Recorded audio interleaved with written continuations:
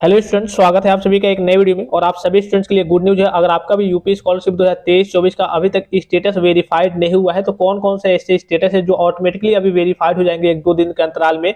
तो कौन कौन से ऐसे स्टेटस है, इसके अलावा हो सकता है कि आपके स्टेटस में enrolment number, roll number, marks not match with university uploaded data की समस्या हो, या फिर डुप्लीकेट इनकम सर्टिफिकेट की समस्या हो, या फिर और सस्पेक्ट एज की समस्या हो। जो भी समस्या हो तो सारी चीजें मैं आपको लाइव प्रूफ के साथ दिखाऊंगा। जो भी स्टूडेंट चैनल पे पहली बार विजिट किया है तो चैनल को सब्सक्राइब करके बेल आइकन को प्रेस करके ऑल पे जरूर क्लिक कर लेंगे। और टेलीग्राम चैनल को जो स्टूडेंट नहीं ज्वाइन किए टेलीग्राम चैनल को जरूर ज्वाइन कर लेंगे। यूपी स्कॉलरशिप से संबंधित हर एक प्रकार की ऑफिशियल और ऑथेंटिक अपडेट सबसे पहले पाएंगे। ठीक है, सबसे पहले आज के वेरिफिकेशन के जो आपका कहिए कि आज और कल के डेट में जो स्टेटस वगैरह वेरीफाइड हुए हैं उसके बारे में बात करेंगे। और फिर से जो DWO द्वारा नोटिस जारी की गई है उसके बारे में बात करेंगे। यहाँ पे दिख रहा होगा आपको 27/2/2024 के डेट में verified recommended by district scholarship committee. और ये देखिए post matric other than inter के स्टूडेंट्स है, यानी कि MA सेकेंड ईयर के स्टूडेंट्स है, रिन्यूअल कैटेगरी के स्टूडेंट्स है, वर्ग जाति समूह इनका OBC है। ठीक है, फिर यहाँ पे आपको दिख रहा होगा इनका भी स्टेटस। और यहाँ पे इनका स्टेटस क्या हो गया है, 27/2/2024 के डेट में rejected by district scholarship committee, reject हो गया है। रीजन क्या है, अटेंडेंस लेस देन 75%, यानी कि अटेंडेंस इनका यहाँ पे दिख रहा होगा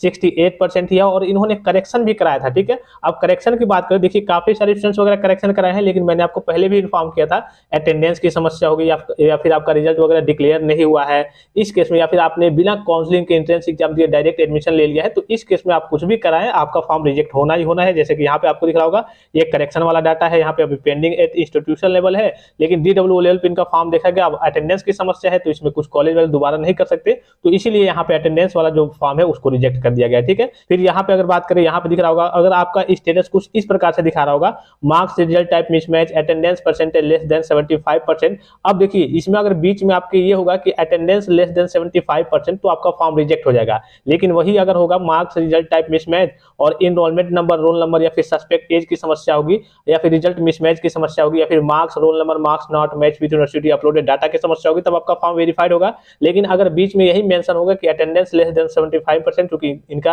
यहाँ पे अभी 0-0 फिलअप हुआ है, कोई डाटा फिलअप नहीं हुआ है, तो इस केस में आपका फॉर्म वगैरह रिजेक्ट हो जाएगा। और यहाँ पे दिख रहा होगा enrolment number, roll number, marks not match with university uploaded data की समस्या आ रही है, तो इसमें अगर आपकी ओर से पूरा डाटा सही है, आपने करेक्शन नहीं भी कराया है तब भी कोई दिक्कत की बात है। जाहिर सी बात है, जब डाटा सही है तो आपको करेक्शन कराने की जरूरत नहीं है, तो इस केस में आपका फॉर्म डायरेक्टली वेरीफाइड होगा। और यहाँ पे अगर आपका स्टेटस कुछ इस प्रकार से दिखा रहा होगा, डुप्लीकेट इनकम सर्टिफिकेट और enrolment number, roll number, marks not match with university uploaded data, तो डुप्लीकेट इनकम सर्टिफिकेट की समस्या क्यों आ रही थी, अगर मान लीजिए कि आप लोग 2-3 भाई बहन है और आपने फादर का इनकम, फैमिली के कहिए कि गार्जियन का इनकम लग रहा है जो सर्टिफिकेट है, तो आपने फादर का इनकम लगाया है, तो इसी कारण से आपका डुप्लीकेट इनकम सर्टिफिकेट की समस्या आ रही है, तो इस केस में जो आपका फॉर्म है ऑटोमेटिकली वेरीफाइड होगा। यहाँ पे ये देखिए काफी सारे स्टूडेंट्स कहिए कि CM हेल्पलाइन पे या फिर जो जन सुनवाई पोर्टल है वहां पे जाकर शिकायत दर्ज कराते हैं, तो उसी के रिगार्डिंग ये कहिए कि जिला समाज कल्याण अधिकारी फतेहपुर द्वारा ये कहिए उनको फीडबैक दिया गया है कि आपका फॉर्म रिजेक्ट नहीं होगा, वेरीफाइड कर दिया जाएगा। यहाँ देखिए जन शिकायत 2023-24 दिनांक 27 फरवरी 2024 यहाँ पे दिख रहा होगा।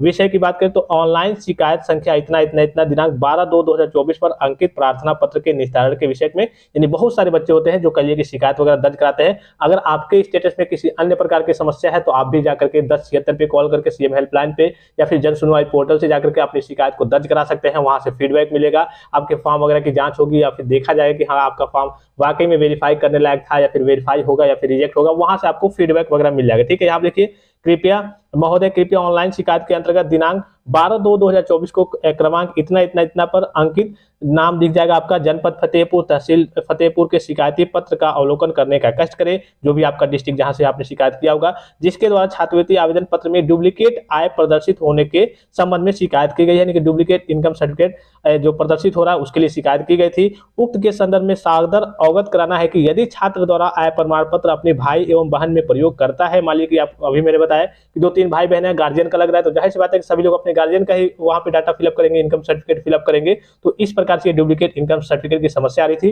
तो स्टेटस में डुप्लीकेट आय प्रदर्शित होती है जैसे ही छात्र का डाटा हस्ताक्षरी की लॉगिन पर प्राप्त होगा, यानी कि जहां से आपका फॉर्म वेरीफाइड किया जाता है, रिजेक्ट किया जाता है, वहां पे जब देखा जाएगा तो आपका डाटा फॉरवर्ड कर दिया जाएगा और आपका फॉर्म वेरीफाइड कर दिया जाएगा। तो आपको घबराने की जरूरत नहीं है। अगर आपके में इनरोलमेंट नंबर की समस्या है, सस्पेक्ट एज की समस्या है, हाँ जो एप्लीकेशन की बात हुई थी कि आप एप्लीकेशन एक दे देंगे तो वो एक तरीके से औपचारिकता होती है। कभी कभी DWO वाले एप्लीकेशन आपका मांग देते हैं कॉलेज से, तो इसीलिए मैंने आपको कहा था कि कॉलेज में आप एक एप्लीकेशन अपने स्तर से देंगे, या फिर आप यहाँ पे शिकायत दर्ज करा करके आप अपने फॉर्म की स्थिति को देख सकते हैं कि आपका फॉर्म वेरीफाइड होगा या फिर रिजेक्ट होगा। अब फिलहाल में मैंने आपको जो बताया कि अगर आपके में डुप्लीकेट इनकम सर्टिफिकेट की समस्या आ रही है, या फिर enrolment number, roll number, marks not match with university uploaded data की समस्या आ रही है, तो इस केस में आपका फॉर्म वगैरह ऑटोमेटिकली वेरीफाइड हो जाएगा। अगर आपके मार्क्स वगैरह गलत नहीं होंगे, तो मार्क्स वगैरह अगर गलत होंगे आपके तो आपने करेक्शन वगैरह कराया होगा। और पिछली बार की स्थिति की बात करें, मैंने कई वीडियो में बता रखा है कि बहुत सारे बच्चों का ऑटोमेटिकली फॉर्म वेरीफाइड हो गया था, जिनमें enrolment number, roll number, marks not match with university uploaded data की समस्या आ रही थी।